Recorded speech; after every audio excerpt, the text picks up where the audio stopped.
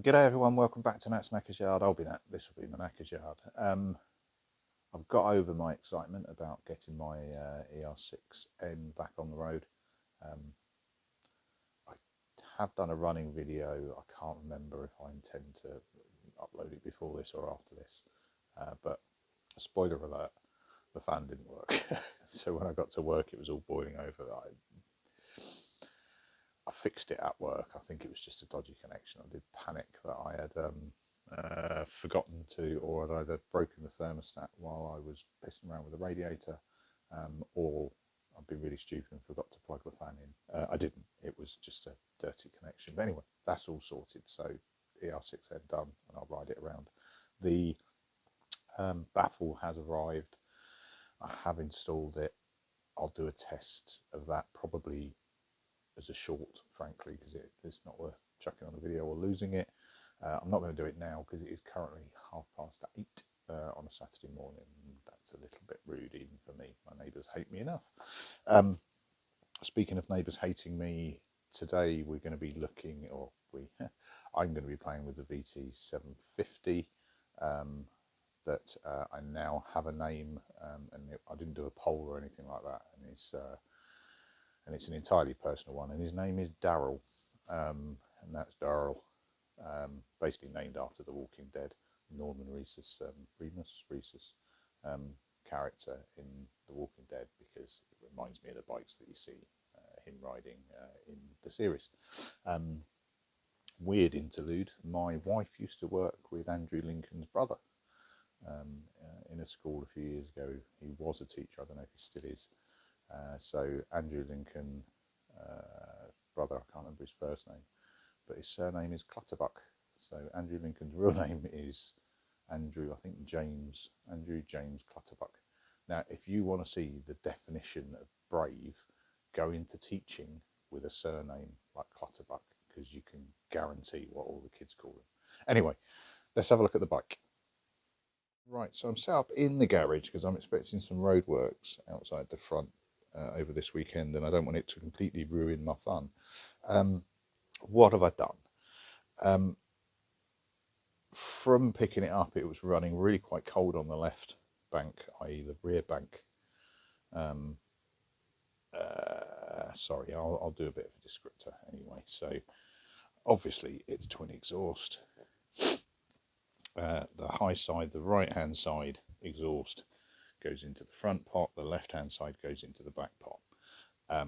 From the off, he's kind of struggled. He's movable, but the left's always been cooler, if not cold, and the right's been red hot. So I've got no issues with the front pot, if you like. The rear pot, less so. I have played with the carb. The carb is clean, if nothing else. I'm in an RN over whether or not the airflow is too great. Therefore, I've jammed a rag into the air filter just to try and restrict it a little bit more, see if I got any more joy on that. It was a little bit better. Now, I checked the coils. I wasn't getting any spark at all on the back, so I've ordered new coils. They are supposedly VT750 coils, but they do have these like sort of baffles on them. I.e. it looks like it's supposed to go in at an angle. Mine don't, they go straight in, so I don't know if it's a year thing or whatever, but I've swapped out the back one and I've got spark at the back. They look incredibly similar to the ones that were in it. In fact, the ones that were in it I think look newer, or look new, but I wasn't getting any joy with that back one, so I've swapped out and I'm now happier. I can piss around with the boots and things like that at a latter point. So I have spark, I have compression at the back. Not great. I have measured it before. It was somewhere around the 100 mark on both. So what I'm going to do is a little bit of exploratory surgery, I think, and just take that cap off. My question now. So, you know, in the holy trinity of spark, compression and fuel, pretty sure it's got fuel. No, it's got spark. It's got compression, not fantastic, but it's got decent compression. So that's that out. I'm thinking possibly timing. So I just want to take that top off and look at the and just check out what I've got underneath it. Now there's very little play space under there, but I'm hoping there's enough that I can get that cap off without dropping or lowering the engine. But there's only one way to find out, isn't there? Let's face it. So I'm going to get set up and get on with that. Right then, so I've got the cam cover seems to be in 3 parts. So a base part, a what looks like predominantly airflow side, and then the valves themselves, which I'm struggling to see how I check on the spacing. But anyway, I've started to do that. I've been distracted. I'm taking these pissing things off. Let me show you why. That's why. Fucking thing bit me, and it's about the 5th or 6th time I've bounced my head off it. So those things are going now. Balls, I was hoping that was just a cover, but it is actually as in I was hoping this was a cover over a plastic tube or something, but it is actually the piece. I'm going to whip the cables off and take that off because I just keep twatting my head and it hurts. Balls. I hadn't noticed there's no wiring, external wiring running down these bad boys because it's all plumbed through the bar. So I can't even pull that off the end. I can't release the cables, brackets, easily. I'll have a think.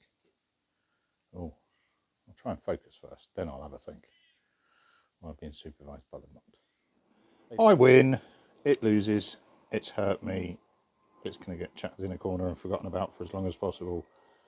It looks like a really dangerous sex toy. It's even ribbed for extra pleasure. Although the rib probably go the wrong. I'm thinking about this too much. Right, let's get rid of that. Okay, stripping this stripping Daryl down.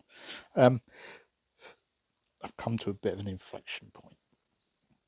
So by way of catch up, top of the cap's off. I've started to take the bolts off the rest of the cap. I do have one captured one against the frame there, which has kind of caused a halt and a think. I've whipped both silencers and cans off now, or cans and downpipes off, just for space.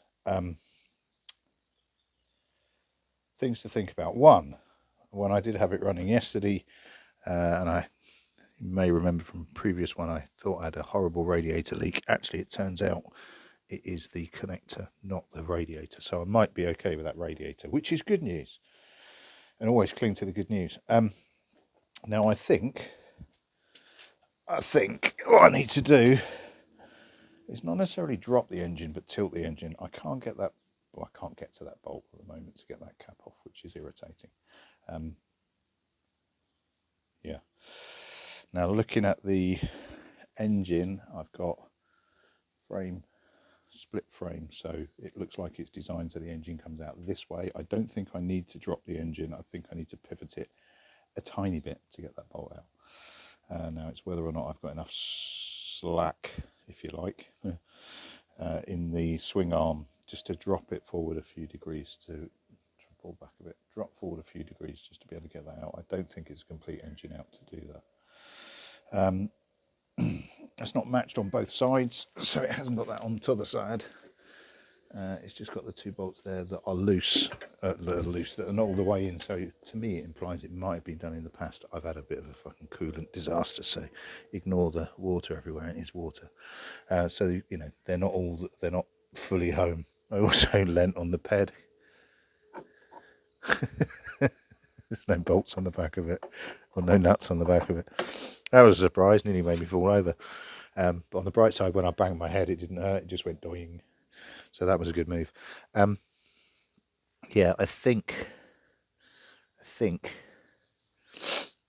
occasionally it doesn't hurt. I think what I'm going to try is undoing bolt.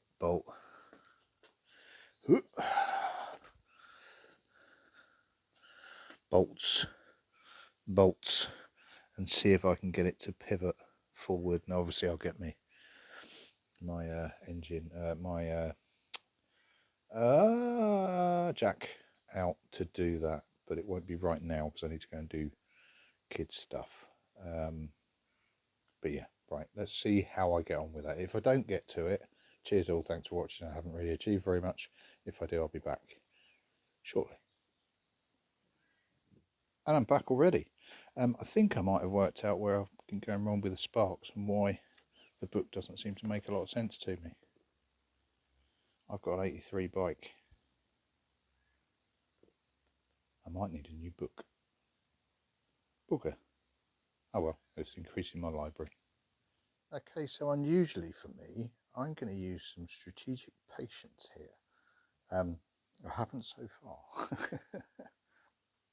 As ever, I got carried away. So the only way I could get the final bolt out of the cam cover, or the cam chain cover in this case, because it's two separate elements, was to essentially give me a bit of working space by shimphing the engine ever so slightly, and it was literally, you know, like 4mm, which is fine. I couldn't drop it as I wanted to, because on the other side, this it's a solid frame, as in it doesn't take out like the other one, and I was catching underneath the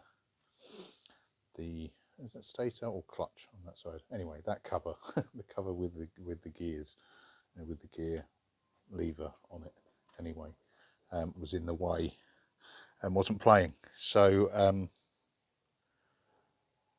I pulled it forward a little bit. Now the issue that I've got is now I've taken that element off. There is absolutely no way that cover is coming over those steps, those pegs, and under the frame. So I think it's engine out, which looks relatively simple, and fundamentally, excuse me, fundamentally, let me see if I can, in fact I'll do it by turning the wheel, it's easier. You know, I'm basically there, but what I don't want to do is cock anything up. Now I don't know on this bike, I do have a manual for the more modern version. Some bits seem to translate backwards, some don't. I'm going to use strategic patience, and I'll wait till I got the book and I'll follow the book and do it properly. I think I'm pretty much there. Frankly, I've stripped off what is obvious and logical, i.e. the coolant system, the radiator, etc. The radiator that doesn't have an issue at all. As I was pulling it out, the Jubilee clip over the top wasn't tightened up, which is why it was leaking. So I don't have a radiator leak. I've got loads of coolant on the floor. That's my own fault for being a klutz. Yeah, so taking the coils off, taking the coolant hoses off. Excuse me, I'm absolutely shattered and I don't quite know why. I think it's going to be engine off by off. What I may well do, I haven't got the manual yet, but entirely logically that strut comes out, so it's designed that the engine comes out on the high side, i.e. the right hand side. What I'll probably do is rock the bike around it and just leave it on the stand. I'm not stripping into the bottom end, I'm only playing with the top end. I just really want to have a decent look at it, have a look at the valve spacing, etc, etc, on both sides, because I may as well, even though I only really have an issue with the back half, and then slot it back in. Now this is a shaft drive, so it should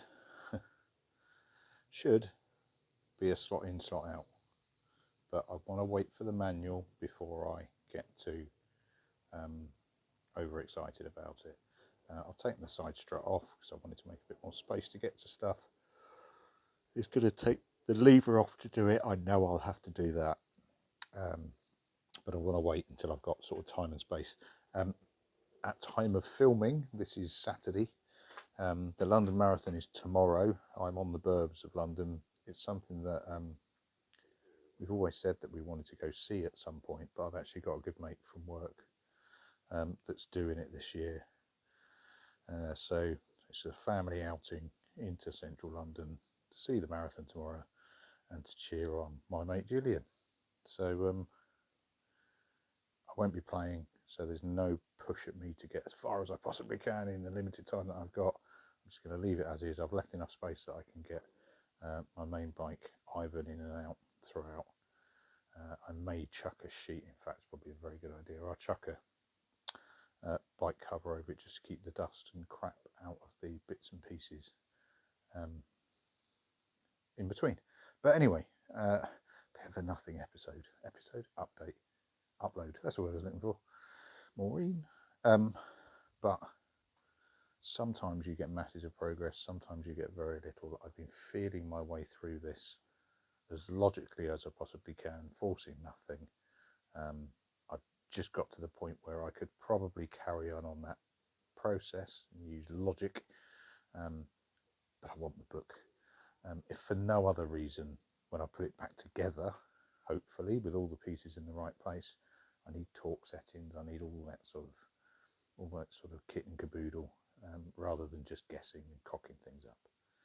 Right, that'll do me. Thanks very much for watching. Oh no, fact, stop, rewind. This has obviously been customized to a broad degree, really quite a fucking lot. I don't even know if that's the original headset at all. But anyway, the more and more I look at it, the more and if anybody should happen to have a 1983 VT750, please tell me if that crossbar looks right. It's either really ratty welding by Honda,